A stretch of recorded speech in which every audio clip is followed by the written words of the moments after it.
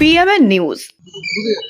আচ্ছা, মমতা ব্যানার্জি আজকে যে কোর্ট করে রিট করছেন কোর্টে, এটা যদি আগে করতেন পশ্চিমবাংলার কত পয়সা বাঁচতো। এই যে কপিল সিব্বল, এই মনু সিংভি, এদেরকে কোটি কোটি টাকা আমাদের ট্যাক্সের টাকা দিয়ে দিলেন। উনি যদি নিজে কোর্ট করে দাঁড়িয়ে যেতেন, হারছেন তো এমনি অমনি হারতেন, কিন্তু আমাদের টাকাটা বাঁচতো, সেটা উনি করলেন না। যাকে উনি গেছেন, শুভেচ্ছা থাকলো। কিভাবে দেখলেন কালকে যে উনি সওয়াল জবাব করলেন?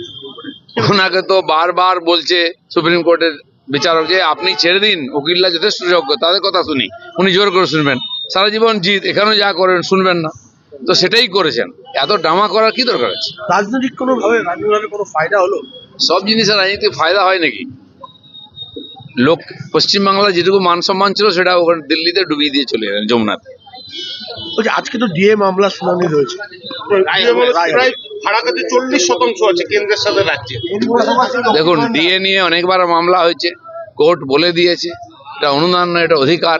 কিন্তু যাই মামলা রায় আসুক, পশ্চিমবঙ্গ সরকার মানলে তো, তিনি আদালত মানেন না, তিনি সুপ্রিম কোর্ট মানেন না, তিনি নির্বাচন কমিশন মানবেন না, তিনি সংসদ মানবেন না, তো কি করে হবে? যতদিন না পরিবর্তন হচ্ছে চলতেই থাকবে।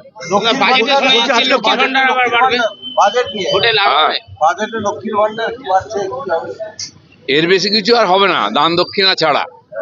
লক্ষ্মীর ভান্ডার যারা নিচ্ছেন তারা মনে রাখুন, তার ছেলে বলে কোনোদিন পশ্চিমবাংলায় চাকরি করতে পারবে না, থাকতেও পারবে না। গুজরাটে চাকরি করবে, এখানে দেখতে আসবে। বাজেটে কি প্রত্যাশা করছেন আপনি? কি প্রত্যাশা হওয়া উচিত? এই সরকারের কাছ থেকে কোনো প্রত্যাশা নেই, তো বাজেট নিয়ে কি প্রত্যাশা হবে?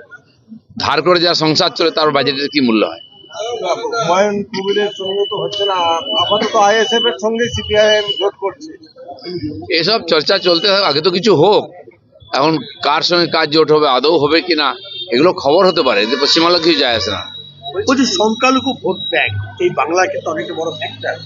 এই ভোট ব্যাংককে ভাঙার জন্য বারবার অভিযোগ হচ্ছে যে বিজেপির তরফ থেকে এটাকে মদত দেওয়া হচ্ছে, যারা সংখ্যালঘু vote bank. BJP vote bank তৈরি করছে, বিজেপি ভাঙতে যাচ্ছে না। মুসলমানরা ঠিক করুন তারা কি করবেন, উন্নয়নের সঙ্গে থাকবেন না দুর্নীতির সঙ্গে থাকবেন? শান্তিতে থাকতে চান নাকি খুন খারাপা চান? টিএমসি সরকার যতদিন থাকবে ততদিন এগুলো চলতেই থাকবে, খুন খারাপা, দুর্নীতি, মারকাট, আর সবচেয়ে বড় শিকার হচ্ছেন মুসলমানরা। তো তারা যদি এরকম সরকারকে টিকে থাকতে চান, ঠিকই আছে, গণতন্ত্রের সবার অধিকার আছে। বলছি সুপ্রিম কোর্টে মমতা বন্দ্যোপাধ্যায় কমিশনকে হোয়াটসঅ্যাপ কমিশন বলে আক্রমণ করেছে, কি বলবেন? কেন, উনি অনেক কিছুই বলেন, প্রধানমন্ত্রী সম্বন্ধে কি বলেন, গৃহমন্ত্রী সম্বন্ধে কি বলেন, রাজ্যপাল রাষ্ট্রপতি সম্বন্ধে কি বলেন, তার কাছ থেকে এর বেশি কিছু আশা করা যায় না। উনি সবাইকে অসম্মান করতে ভালোবাসেন, আর সেটা সারা দেশ দেখছে। পশ্চিমবাংলার মুখ্যমন্ত্রী কি ধরনের ভাষা প্রয়োগ করছেন, পশ্চিমবাংলার রাজনীতি কোথায় গেছে। আজ উনি কার উপরে ভরসা নেই, আজ উকিলদের উপরে ভরসা নেই। এত বড় উকিলদের কোটি কোটি টাকা দিয়ে রাখতেন কি জন্য তাহলে? তো আজকে নিজে গিয়ে প্রেট করছেন ওখানে। একবার সে শখটাও মিটিয়ে নিন এপ্রিলে বিদায় হওয়ার আগে। কালকে প্রধানমন্ত্রী জবাবি ভাষণ দিলেন না। জমা হয়েছেন সবাই, আমাকে দিতে হবে, তার কি মানে আছে? দেওয়ার জন্য অনেক লোক আছে।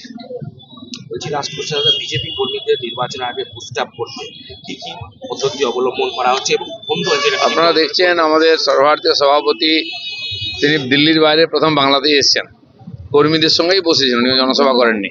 অমিত শাহজিও তাই করলেন। যে কর্মীরা পার্টিকে লড়াই করে এত দূর এগিয়ে নিয়ে গেছে, তারাই আমাদের সম্পদ, তাদের সক্রিয় করা, আর তারাই সমাজের মধ্যে গিয়ে বিজেপিকে জেতাবে।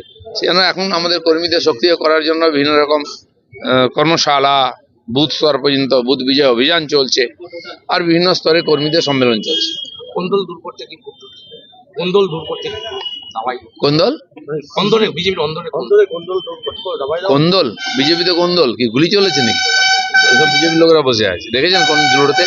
ও সব চোর ডাকাত নিয়ে যারা পার্টি করে, তাদের মধ্যে কোন দল হয়? মমতা বন্দ্যোপাধ্যায়ের কালকের ঘটনাটা, এটা এটা একটা, সেটা অনেকে এটা হয়তো এসআইআর এর বিরুদ্ধে কিছুই করা যাচ্ছে না, বা নির্বাচন কমিশনের বিরুদ্ধে করা যাচ্ছে না, কিন্তু তার প্রচারটাকে এমন একটা জায়গায় নিয়ে যাওয়া হচ্ছে যেটা এখানে আপনি যদি জামা কাপড় খুলে হাঁটেন, অনেক ছবি উঠবে।